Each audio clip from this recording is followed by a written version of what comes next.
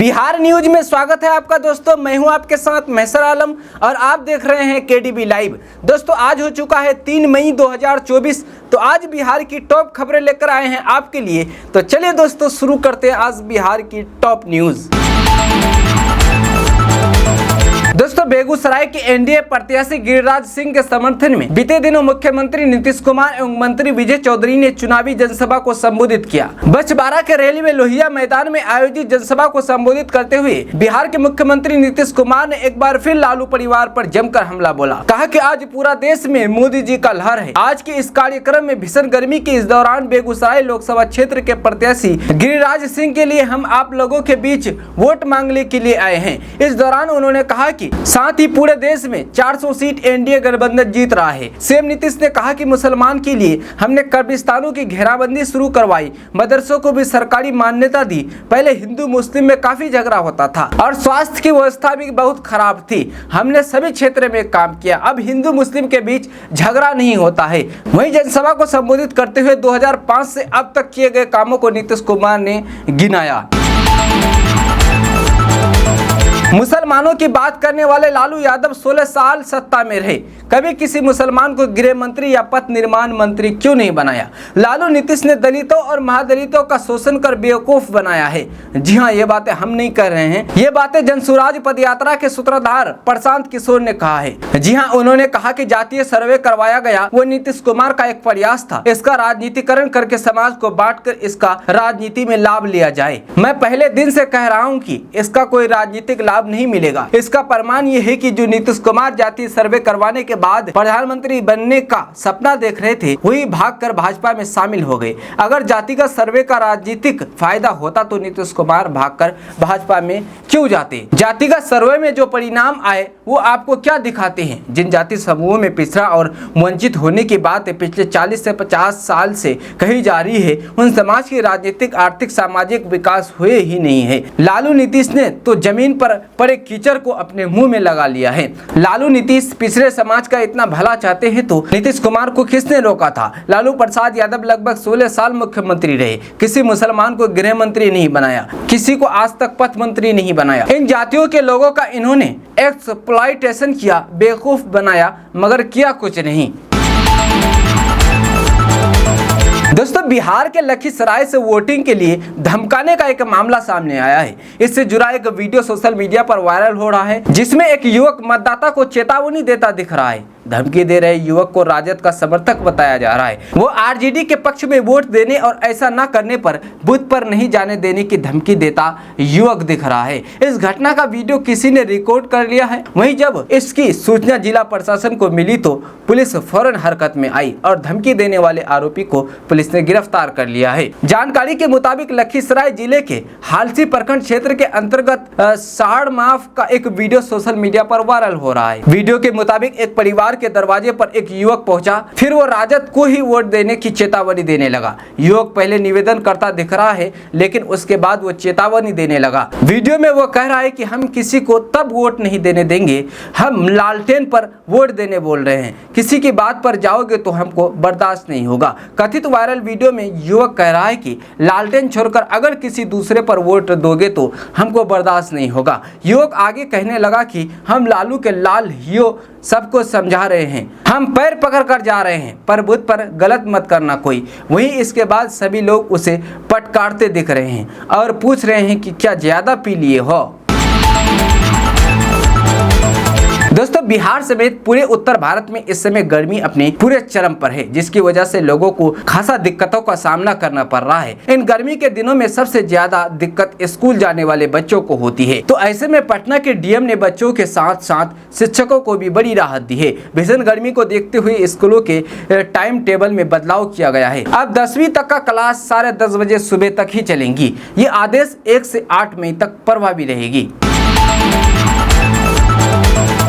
दोस्तों, बिहार के पूर्व उप मुख्यमंत्री और राजद नेता तेजस्वी यादव ने एक बार फिर भाजपा और एनडीए गठबंधन पर जोरदार हमला बोला है। उन्होंने कहा है कि भाजपा एनडीए का सुपड़ा साफ हो गया है। इस बार बिहार की जनता भाजपा एनडीए को सबक सिखा रही है। इन्होंने केवल ठगने का काम किया है, तो इस बार बिहार की जनता उनको मुंहतोड़ जवाब देगी। पीएम मोदी महंगाई का मुंह नहीं बोल पाते हैं। कोविशील्ड मामले पर तेजस्वी यादव ने कहा कि इसमें कुछ भी कहना जल्दबाजी होगी जब तक पूरी जानकारी सामने न आ जाए। वहीं पहले और दूसरे चरण के चुनाव में वोटिंग प्रतिशत में देरी आने पर उन्होंने कहा कि पहले तो हमेशा रात के 9 बजे तक आ जाया करता था। अगर इस तरह की बातें हो रही है तो चुनाव अधिकारियों को पूरी ट्रांसपेरेंसी रखनी चाहिए। जो आंकड़े हैं बार बार बदल रहे हैं, ये कहीं ना कहीं ठीक नहीं है। पहले कैसे पता चल जाता था और सारे डेटा रात के 9 बजे तक आ जाते थे।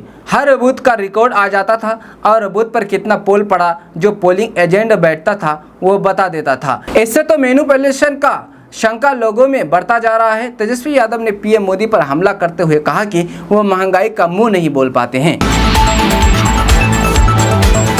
दोस्तों, बीते दिनों मुख्यमंत्री नीतीश कुमार ने चुनावी सभा को संबोधित किया। कार्यक्रम को संबोधित करते हुए मुख्यमंत्री नीतीश कुमार ने जहां अपनी सरकार की उपलब्धियों को गिनाया, वहीं परिवारवाद को लेकर विपक्षी पार्टियों पर जमकर हमला बोला। सीएम नीतीश कुमार ने विपक्षियों पर हमला बोलते हुए कहा कि उन लोगों ने कोई काम नहीं किया, वो सिर्फ अनकल बयानबाजी करते रहते हैं। कहा कि उन लोगों ने विकास किया है तो सिर्फ अपने परिवार का। पहले अपनी पत्नी को मुख्यमंत्री बनाया, अब बेटा और बेटियों को भी सेट करने में लगे हैं, लेकिन हम लोग तो पूरे बिहार को अपना परिवार मानते हैं। इस दौरान सीएम नीतीश कुमार ने लोगों से एनडीए उम्मीदवार दिलेश्वर कामत को वोट देने की अपील की। जनसभा को संबोधित करते हुए सीएम नीतीश कुमार ने कहा कि हम लोगों ने जातीय जनगणना करवाया। केंद्र सरकार की ओर से आर्थिक आधार पर उच्च वर्ग के गरीब लोगों को भी आरक्षण दिया जा रहा है। उन्होंने कहा कि सुपौल के विकास के लिए हम लोग लगातार प्रयासरत है। दोस्तों, भागलपुर में नौकरी के नाम पर करोड़ों की ठगी करने वाले एक गिरोह का पर्दाफाश हुआ है। जहां भागलपुर सिविल कोर्ट में रीना देवी ने अधिवक्ता आले बनर्जी के माध्यम से नाथनगर में कार्यरत शिक्षक राघवेंद्र कुमार, नया गांव कुमेठा के शिक्षिका रीता चक्रवर्ती और अकबर नगर के कपिल देव पासवान पर एक नालिसी मुकदमा दायर किया था। कोर्ट ने साक्ष्यों के आधार पर तीनों के ऊपर धारा 420 धोखाधड़ी मामले से संबंधित कई धाराओं से मुकदमा दर्ज कर कोर्ट ने संज्ञान में लेते हुए तीनों अभियुक्ताओं को सम्मन जारी किया है। रीना देवी के अधिवक्ता आले बनर्जी ने कहा कि शिक्षक राघवेंद्र कुमार और शिक्षिका रीता चक्रवर्ती और अकबर नगर के कपिल देव पासवान ने अनौपचारिक शिक्षा में समायोजन के नाम पर करीब 20 से अधिक लोगों के साथ नौकरी के नाम पर करोड़ों रुपए का ठगी किया है। शिक्षक राघवेंद्र कुमार ने शिक्षिका रीता चक्रवर्ती और कपिल देव पासवान द्वारा भागलपुर सहित कई अन्य जिलों में भी नौकरी के नाम पर एक गिरोह इनके द्वारा संचालित होता है, जहां शिक्षित, बेरोजगार और भोले भाले लोगों को विश्वास में लेकर ठगी करना तथा धोखा देकर मोटी रकम उगाही करने में महारत हासिल है। वहीं शिक्षक राघवेंद्र कुमार समाज के असामाजिक तत्वों से गहरी साठ-गांठ रखते हैं और ऐसे जालसाजी कार्यों के असामाजिक तत्वों का इस्तेमाल करते हैं।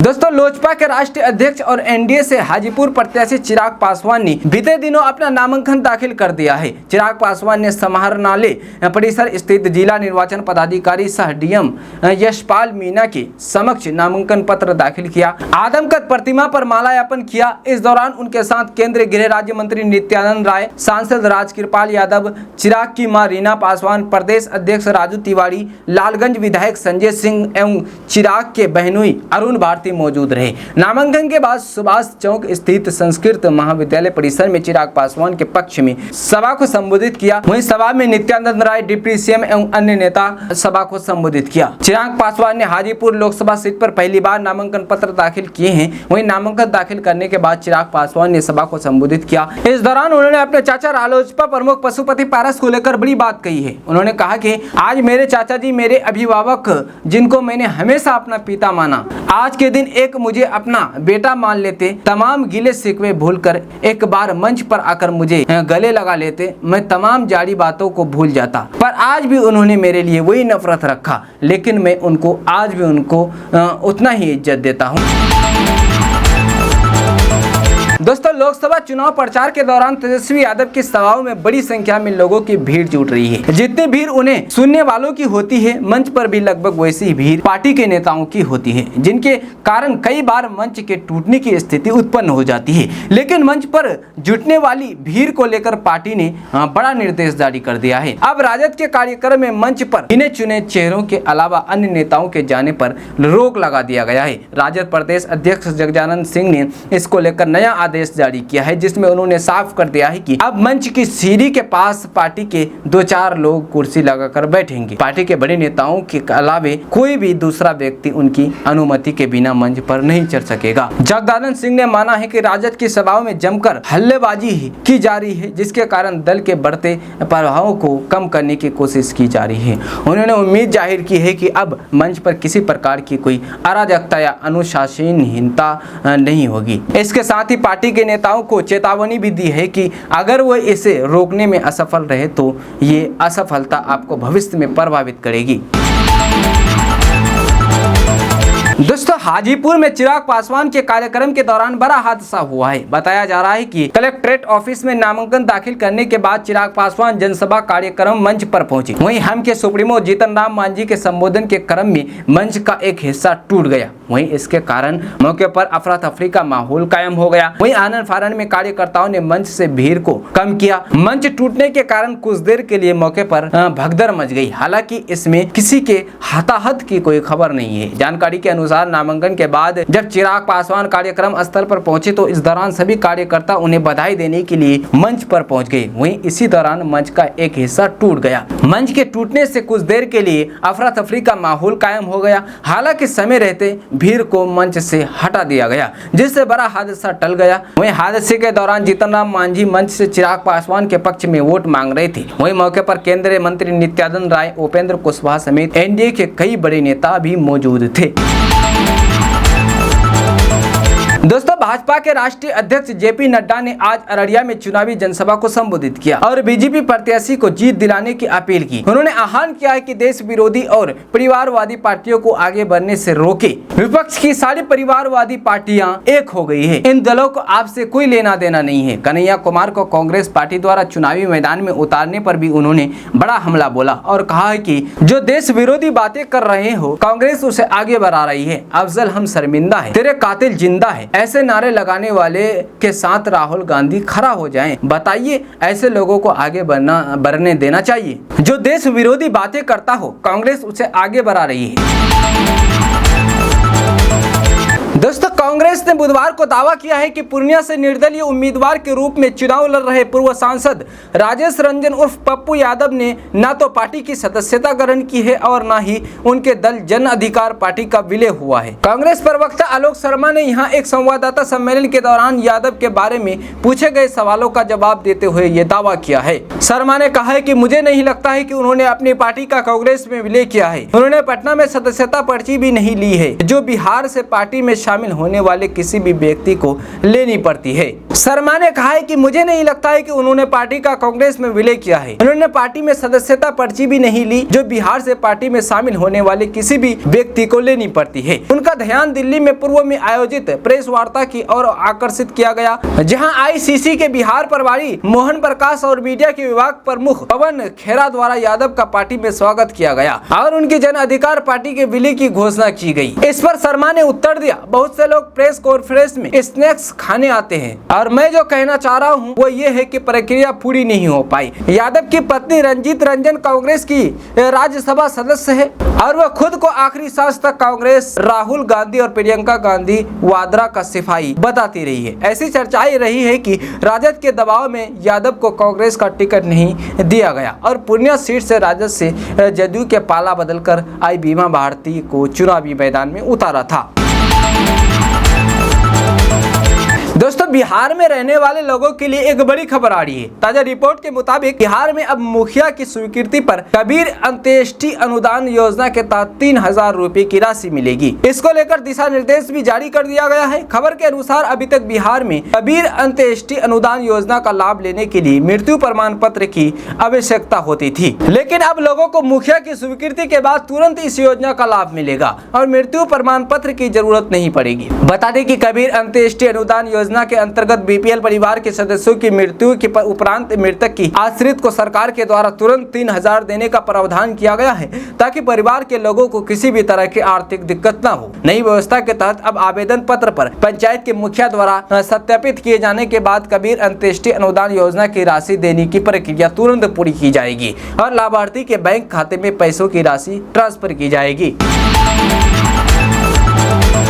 दोस्तों, कभी देखी है ऐसी नौकरी? गेहूं कटाई के लिए निकली बम्पर भर्ती, योग्यता, सैलरी और सुविधा छूट जाएंगी आपकी हंसी। जी हाँ, जॉब को लेकर पूरे देश में मारामारी चल रही है। देश के काफी युवा अभी भी बेरोजगार बैठे हैं। उनके पास डिग्री तो है लेकिन नौकरी नहीं है। ऐसे में काफी युवा ऐसे भी हैं जो एकदम हताश होकर बैठ गए हैं। उन्हें लगता है कि नौकरी मिलने वाली नहीं है। काफी युवा आपको ऐसे भी मिल जाएंगे जो दिहाड़ी करके अपना और अपने परिवार का पेट पाल रहे हैं। इस बीच सोशल मीडिया पर वायरल हुई एक तस्वीर ने हाहाकार मचा कर रख दिया है। अगर आप भी काम की तलाश में हैं तो ये आपके लिए एक सुनहरा मौका है। लेकिन उससे पहले आपको बता दी कि ये फोटो आपको हंसा हंसा कर लोटपोट हो जाने पर मजबूर कर देगा। दरअसल वायरल हुई इस तस्वीर में गेहूं काटने के लिए वैकेंसी निकली है, जिसकी योग्यता और सुविधा सुनकर हंसी के फव्वारे निकल जाएंगी। इस वैकेंसी की तस्वीर जो भी देख रहा है वो भी हंस रहा है। हालांकि जरूरतमंद लोगों के लिए अगर ऐसा काम हो तो ठीक है। यूजर्स भी अपनी प्रतिक्रियाएं इस पर देते नजर आ रहे हैं। गेहूं काटने की इस भर्ती वाली तस्वीर जितनी मजेदार है उतना ही मजेदार इसकी योग्यताएं और सुविधाएं भी हैं। दरअसल इस नौकरी के लिए आप अनपढ़ भी रहेंगे तो भी चलेगा, अगर आप PhD है तो भी चलेगा। दिहाड़ी के हिसाब से 350 रुपया प्रतिदिन मिलेगा।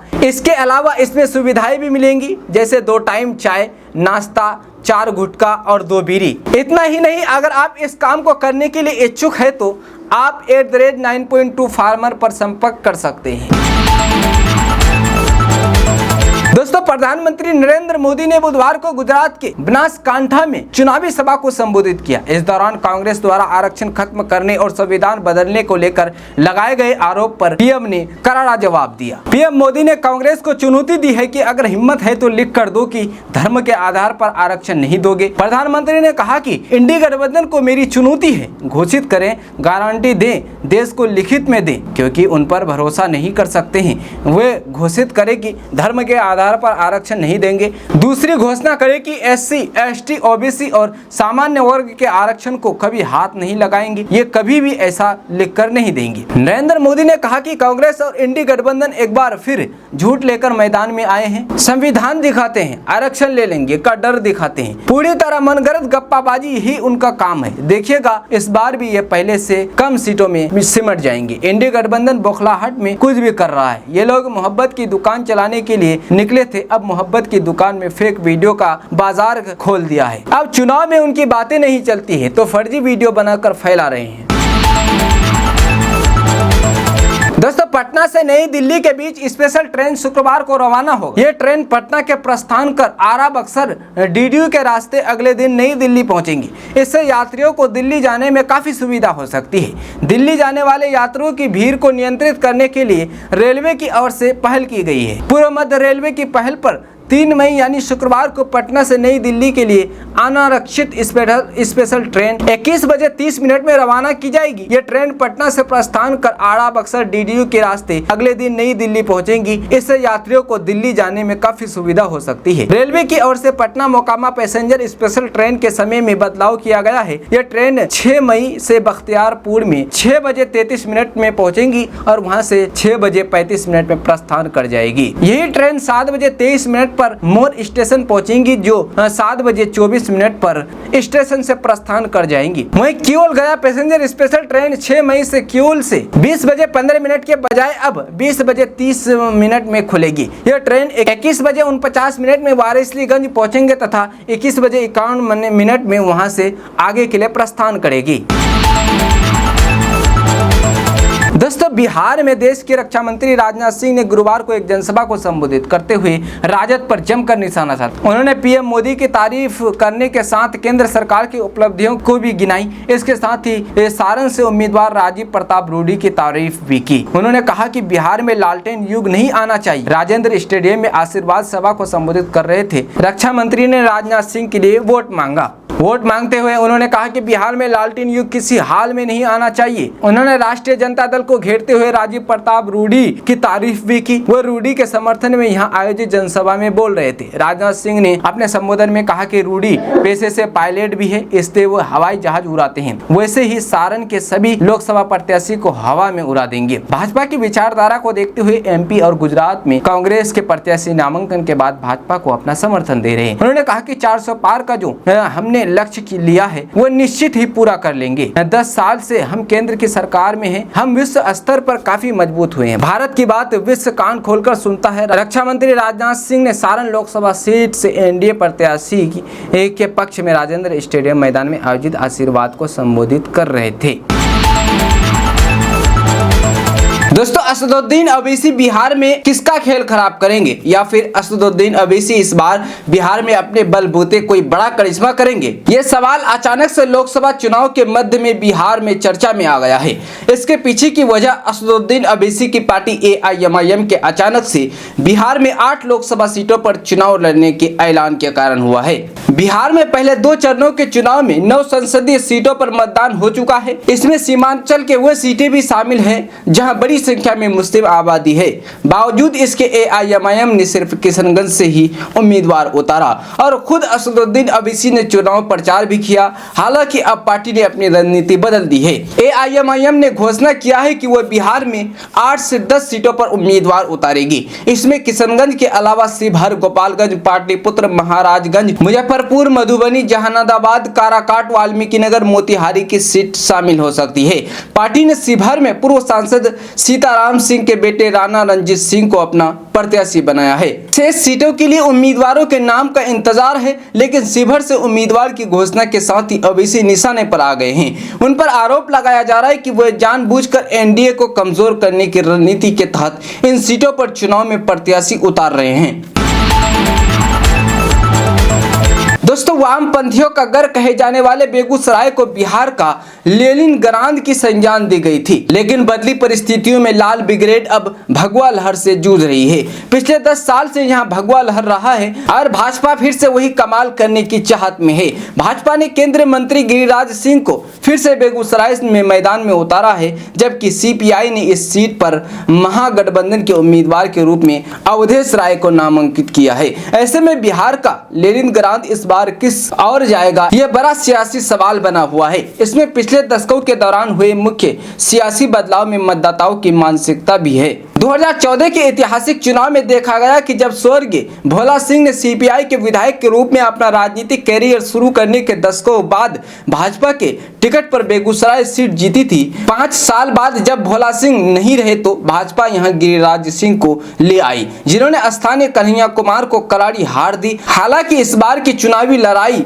उतनी दिलचस्प नहीं जितनी 2019 में थी। इसका श्रेय कन्हैया कुमार की शानदार सियासी लड़ाई को जाता है, जिन्होंने एक उत्साही अभियान शुरू किया था जिसमें जावेद अख्तर, शबान आजमी, सौड़ा भास्कर और प्रकाश राज जैसी कई मशहूर हस्तियां शामिल हुई थी। हालांकि कन्हैया को यहां जीत नहीं मिली। हालांकि 5 साल बाद कई परिवर्तनशील प्रतीत होते हैं। गंगा के उस पार लखीसराय जिले के बरहरिया के रहने वाले गिरिराज सिंह के खिलाफ बाहरी व्यक्ति का टैग भी चुनाव में एक मुद्दा बना हुआ है। वहीं बेगूसराय में कई ऐसी योजनाएं रही जिससे पूर्ण होने की आस आज तक लोगों को है। बावजूद इसके बेगूसराय में गिरिराज सिंह का उग्र हिंदुत्ववादी व्यक्तित्व एक बार फिर युवाओं के सिर चढ़कर बोल रहा है। इसकी बानगी उस समय भी दिखी जब गिरिराज सिंह ने एक चुनावी भाषण में कहा, हमें पाकिस्तान समर्थक गद्दारों के वोटों की आवश्यकता नहीं है। जमीनी स्तर पर ऐसे उत्साही भाषणों और नारों का बड़ा असर देखने को मिलता है। इसी का नतीजा है कि जिस बेगूसराय की पहचान बिहार का लेनिनग्राद के रूप में थी, वहां अब हिंदुत्व का परचम लहरा रहा है। यही गिरिराज सिंह के अब तक के चुनाव प्रचार में भी देखने को मिला है कि वह खूब बढ़ चढ़कर इस मुद्दे को केंद्र में रखकर चुनाव प्रचार को आगे बढ़ा रहे हैं। दोस्तों, बिहार में अवैध बालू घाट पर बालू खनन पर रोक के बावजूद धड़ल्ले से कारोबार चल रहा है। बालू माफिया लगातार गंगा नदी घाट से बालू का खनन कर बाजार में खुलेआम बेच रहा है, जिससे बिहार सरकार को राजस्व में भारी नुकसान उठाना पड़ रहा था। साथ ही पर्यावरण को भी क्षति पहुंच रही है। वहीं इसी को लेकर पटना पुलिस लगातार कार्रवाई भी कर रही है। वहीं पुलिस को सूचना मिल रही थी कि गंगा नदी से अवैध बालू का खनन बालू माफियाओं के द्वारा किया जा रहा है। इसी सूचना के तहत डीएसपी पंकज कुमार मिश्रा, थाना अध्यक्ष सुनील भगत ने एक टीम गठित करते हुए मनेर के शेरपुर स्थित गंगा नदी बालू घाट पर छापेमारी की। इस छापेमारी के दौरान पुलिस ने अवैध बालू खनन में संलिप्त 11 Hyva truck, 5 tractor, 1 loader, 1 Poclain machine समेत 2 लोगों को गिरफ्तार किया है। इस कार्रवाई में अंधेरे का फायदा उठाते हुए बालू माफिया भागने में सफल रहे हैं। पूरी घटना की जानकारी देते हुए डीएसपी पंकज कुमार मिश्रा ने बताया कि लगातार सूचना मिल रही थी कि गंगा नदी से बालू का अवैध खनन किया जा रहा है। इसी सूचना के तहत ये कार्रवाई की गई है, जिसमें 11 हाईवा ट्रक, 5 ट्रैक्टर, 1 लोडर, 1 पोकलेट मशीन सहित 2 लोगों की गिरफ्तारी की गई है और लोगों को चिन्हित किया जा रहा है। प्राथमिकी दर्ज कर ली गई है। आगे की कार्रवाई की जा रही है। ये कार्रवाई आगे लगातार जारी रहेगी।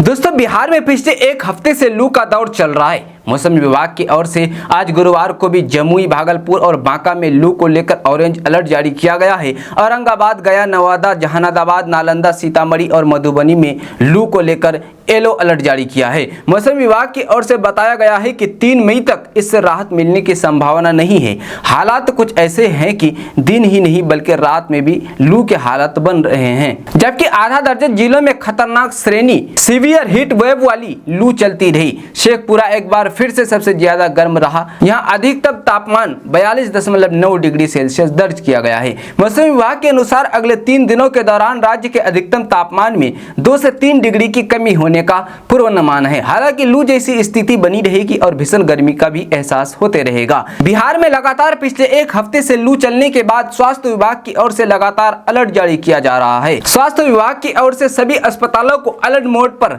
रहने के लिए कहा गया है। सभी सिविल सर्जन व चिकित्सक पदाधिकारियों को विशेष निर्देश जारी है।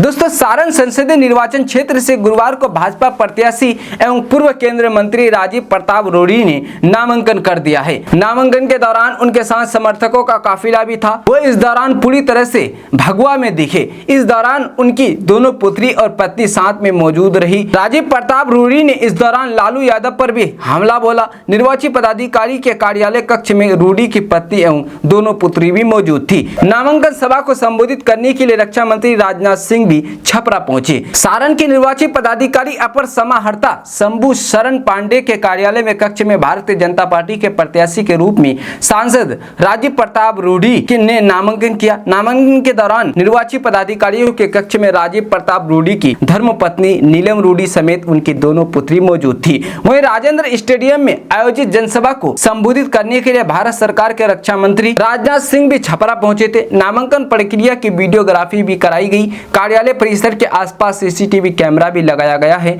नामांकन को लेकर शहर के ट्रैफिक व्यवस्था में भी बदलाव किया गया है।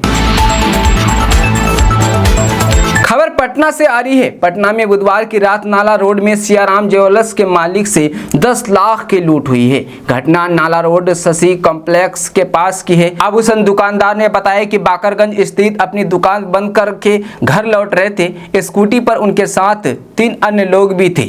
इसी दौरान नाला रोड में अज्ञात लोगों ने उन्हें हाथ देकर रुकवाया। जैसे रुके कुछ समझ पाते तब तक रोकने वाले ने बैग पर अटैक कर दिया। बैग छीना झपटी के दौरान आभूषण दुकानदार और उनके साथ के लोग अपराधियों से बहादुरी दिखाते हुए लड़े भी। हो हल्ला देकर स्थानीय लोग भी आ गए। तब तक दहशत फैलाने के लिए अपराधियों ने फायरिंग शुरू कर दी। दुकानदार के मुताबिक 3 राउंड फायरिंग की गई और बैग लूटकर भागने में अपराधी सफल रहे। बैग में 10 लाख रुपए थे। 2 बाइक और 1 स्कॉर्पियो से अपराधी थे। डीएसपी टाउन अशोक सिंह ने बताया कि व्यापारी से लूट हुई है। शशि कॉम्प्लेक्स के पास नाला रोड में घटना को अंजाम दिया गया है। आभूषण दुकानदार और स्थानीय लोगों ने काफी हिम्मत दिखाई है। अपराधियों से भी इन लोगों ने फाइट किया है। लोगों की मदद से भी एक अपराधी पकड़ा गया है। बाकी अन्य अपराधियों की बहुत जल्द गिरफ्तारी की जाएगी। छानबीन चल रही है। दोस्तों, तीसरे चरण के लोकसभा चुनाव के लिए सरगर्मी बढ़ी हुई है। मुख्यमंत्री नीतीश कुमार ने मधेपुरा में ही अस्थायी घर बनाया हुआ है। सीमांचल के चुनावी सभाओं को संबोधित करने के लिए वे मधेपुरा से ही जा रहे हैं। वहीं अररिया लोकसभा चुनाव की लड़ाई को अपने पक्ष में करने के लिए नीतीश कुमार ने जनसभा में जंगलराज से लेकर विकास की बात की। नीतीश कुमार ने अररिया की जंग को मुस्लिम और हिंदू की जंग से उतरकर विकास की राजनीति पर केंद्रित किया। सीएम ने लालू के जंगलराज की याद लोगों को तरोताजा कराई। उन्होंने राजद के साथ गठबंधन के समय के बारे में भी जन समुदाय को बताया। सीएम नीतीश ने अररिया में लोगों को संबोधित करते हुए कहा कि अब बिहार 90 के दशक से बाहर निकल चुका है। एनडीए ने आते हिंदू मुस्लिम का झंझट खत्म किया। सीएम नीतीश ने कहा कि सत्ता में आते मैंने बिहार में हिंदू मुस्लिम के बीच संघर्ष की जो स्थिति थी उससे निकाला। मदरसा को आधुनिक बनाया गया। सीएम नीतीश ने कहा कि हमने कब्रिस्तान की घेराबंदी भी किया, जिससे अल्पसंख्यक समुदाय के लोगों को इसका लाभ मिल रहा है। नीतीश ने कहा कि साल 2015 से 7 निश्चय योजना लाकर गांव-गांव तक सड़क, शुद्ध पेयजल की सुविधा देने का काम किया। अल्पसंख्यक कल्याण हेतु कई योजनाओं को उनके द्वारा एनडीए के शासनकाल में ही पहुंच गया। 2006 में पंचायत चुनाव कराया और महिलाओं को 50% आरक्षण दिया। हमने सोचा महिलाएं घर से बाहर निकले और राजनीति में शामिल हो और स्विंग मजबूत हो। दोस्तों, चुनाव के बीच जदयू लगातार राजद पर हमलावर है। जदयू प्रवक्ता नीरज कुमार ने तेजस्वी यादव पर सीधे हमला बोला है। उन्होंने तेजस्वी यादव को ट्विटर बबुआ तक कह दिया है। इस बयान के बाद बिहार में सियासी पारा हाई होने की उम्मीद है। नीरज कुमार ने कहा कि तेजस्वी को विकास नजर नहीं आता है। उन्होंने इस दौरान चरवाहा विद्यालय का भी जिक्र किया। लोकसभा चुनाव के बीच बिहार में तमाम दलों के बीच वार पलटवार का सिलसिला जारी है। सीएम नीतीश कुमार की पार्टी जदयू आए दिन तेजस्वी यादव और राजद पर हमला बोलती है। जेडीयू के प्रवक्ता एमएलसी नीरज कुमार ने फिर तेजस्वी यादव को घेर लिया है। उन्होंने तेजस्वी यादव को अब एक अलग नाम से पुकारा है। नीरज कुमार ने कहा कि ट्विटर बबुआ तेजस्वी यादव को बिहार में विकास नजर नहीं आता है। पहले 113 चरवाहा विद्यालय था। युवा पीढ़ी को आप चरवाहा बना रहे थे। लेकिन नीतीश कुमार और पीएम मोदी के शासनकाल में engineering college, medical college, polytechnic college, महिला पॉलिटेक्निक कॉलेज और महिला ITI खोला गया है। उन्होंने कहा कि आपके बारे में तथाकथित कहा जाता है कि आपने गलती से 8वीं और 9वीं की परीक्षा पास कर ली है, जिनका रोल मॉडल की चरवाहा विद्यालय हो, जो युवा पीढ़ी को चरवाहा बना रहा हो, उससे क्या अपेक्षा की जा सकती है? उनसे केवल नकारात्मक सोच की अपेक्षा की जा सकती है। गौरतलब है कि नीरज कुमार आए दिन तेजस्वी यादव और राजद पर हमला बोलते हैं। इससे पहले भी उन्होंने कहा था कि लालू यादव की राजद नौकरी के बदले जमीन घोटाले में शामिल है। वे नौकरी देने के लिए रिश्वत के रूप में जमीन लेते हैं। इस बयान को लेकर बिहार में जमकर सियासत हुई थी।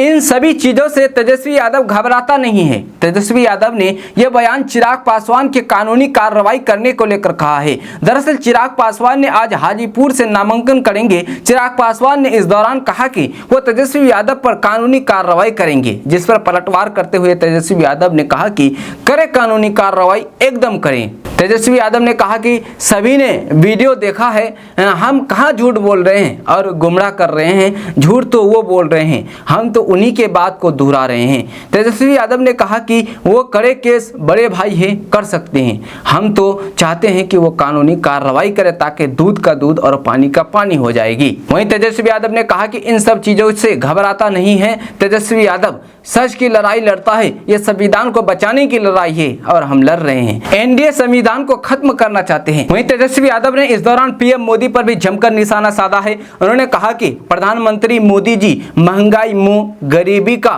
गो, विकास का वो, किसान का को, पलायन का पो, बेरोजगारी का बो भी नहीं बोल रहे हैं। लोकसभा चुनाव के बीच केंद्र सरकार ने आम लोगों को बड़ी राहत दी है। मई महीने की शुरुआत होते ही पीएम मोदी ने एलपीजी गैस सिलेंडर में मात्र 19 रुपए की कटौती कर दी है। दरअसल कल मई महीने का पहला दिन था और हर महीने के पहले दिन एलपीजी गैस सिलेंडर की कीमतें तय की जाती है। वहीं पर इस बार केंद्र सरकार ने राहत देते हुए 19 रुपए की कटौती की है। आपको बता दें कि ऑयल मार्केटिंग कंपनियों ने 19 किलोग्राम वाले कमर्शियल गैस सिलेंडर की कीमतों में कटौती की है। जी हाँ, 19 किलोग्राम वाले आपके घर में जो गैस सिलेंडर आते हैं उस गैस सिलेंडर में कमी नहीं की की गई है, बल्कि जो दुकानों में, बड़े बड़े रेस्टोरेंट में यूज होते हैं 19 किलोग्राम वाले गैस सिलेंडर, उसमें 19 रुपए की कटौती की है। कंपनियों ने 14 किलोग्राम वाले घरेलू गैस सिलेंडर की कीमतों में कोई भी बदलाव नहीं किया है। IOCL यानी कि इंडियन ऑयल कॉर्पोरेशन लिमिटेड की वेबसाइट के मुताबिक ये बदलाव रेट 1 मई 2024 से लागू कर दिए गए हैं। वहीं ऑयल मार्केटिंग कंपनियों ने 19 किलो वाले कमर्शियल सिलेंडर के दाम में 19 रुपए तक कम कर दिए हैं। तो दोस्तों, पप्पू यादव ने कांग्रेस का दामन पकड़ा था, लेकिन पूर्णिया से कांग्रेस का टिकट नहीं मिला तो फिर पप्पू यादव पार्टी गाइडलाइंस के खिलाफ जाकर के निर्दलीय चुनावी मैदान में उतर गया। जब पूर्णिया में मतदान अब खत्म होने के बाद राहुल गांधी और प्रियंका गांधी के लिए सोशल मीडिया से के एक्स प्लेटफॉर्म पर एक पोस्ट डाला पप्पू यादव। एक्स पर लिख करके पप्पू यादव ने अपनी मंशा जाहिर करते हुए लिखा है कि राहुल और फिर प्रियंका के लिए वे गिलहरी बनने तक को तैयार हैं। जब कांग्रेस ने अभी रायबरेली और फिर मेरठ में अपने उम्मीदवारों की घोषणा नहीं की है, वहीं पप्पू यादव की दिली इच्छा है कि वे मेरठ से राहुल गांधी और रायबरेली से प्रियंका गांधी चुनाव लड़े। पप्पू यादव ने लिखा है कि अमेठी रायबरेली से राहुल गांधी जी और प्रियंका गांधी जी के चुनाव लड़ेंगे तो फिर मैं अपनी पूरी टीम के साथ अपने संसाधन से चुनाव प्रचार करने जाऊंगा। 5 लाख से ज्यादा मतों से उनकी विराट विजय सुनिश्चित है। पप्पू यादव ने लिखा कि इस रावण राज के विनाश में एक गिलहरी के रूप में मैं अपनी भूमिका निभाऊंगा। दोस्तों, भारत की हाईटेक ट्रेन वंदे भारत में खराबी आ गई। उसके बाद फिर क्या था, चलते चलते यात्रियों को ट्रेन से उतारा गया, उसके बाद दूसरे ट्रेन में शिफ्ट किया गया। जी हां, भारतीय रेल सेवा की हाईटेक सुविधा के साथ शुरू हुई वंदे भारत एक्सप्रेस के यात्रियों को काफी ज्यादा परेशानी उठानी पड़ी है, जिसको लेकर के यात्रियों में काफी ज्यादा नाराजगी है और वे इस मामले को लेकर के रेल प्रशासन पर कई सवाल उठा रहे हैं। वहीं पर इस मामले में रेलवे भी एक्टिव मोड में आ गए हैं कि आखिर इतनी हाईटेक ट्रेन में समस्या कैसे आ गई। दरअसल देश की हाईटेक ट्रेन वंदे भारत में खराबी आने का सिलसिला थमने का नाम नहीं ले रहा है। जहां हावड़ा से पटना आ रही वंदे भारत एक्सप्रेस ट्रेन की खराबी ने सभी यात्रियों के सफर को मुश्किल भरा बना दिया। जहां हावड़ा से पटना आ रही वंदे भारत ट्रेन के से सफर कर रहे यात्रियों से भरी ये VVIP ट्रेन बीच रास्ते में ही बंद हो गई। मिल रही जानकारी के अनुसार बीते 30 अप्रैल यानी कि मंगलवार को हावड़ा पटना वंदे भारत एक्सप्रेस ट्रेन अपने निर्धारित समय दोपहर 3:50 पर हावड़ा जंक्शन से पटना जंक्शन के लिए रवाना हुई थी। ट्रेन में बैठे यात्रियों को लग रहा था कि ट्रेन आसानी से उन्हें मंजिल तक पहुंचा देगी, लेकिन पहले ही स्टॉपेज यानी कि दुर्गापुर स्टेशन के पास ये ट्रेन चलते चलते अचानक रुक गई। बताया जा रहा है कि वंदे भारत एक्सप्रेस का चलते चलते ब्रेक सीज हो गया और ट्रेन खड़ी हो गई। यहाँ ये ट्रेन घंटों खड़ी रही और ट्रेन में सवार यात्रियों की परेशानी लगातार बढ़ने लगी। आखिरकार जब ट्रेन में आई खराबी दूर नहीं हो पाई तो फिर यात्री अपने गंतव्य तक जाने के लिए हंगामा करने लगा। ऐसे में रेलवे ने वंदे भारत ट्रेन के यात्रियों के लिए वैकल्पिक व्यवस्था का सहारा लिया। वंदे भारत ट्रेन के यात्रियों को किसी और ट्रेन से पटना भेज दिया गया।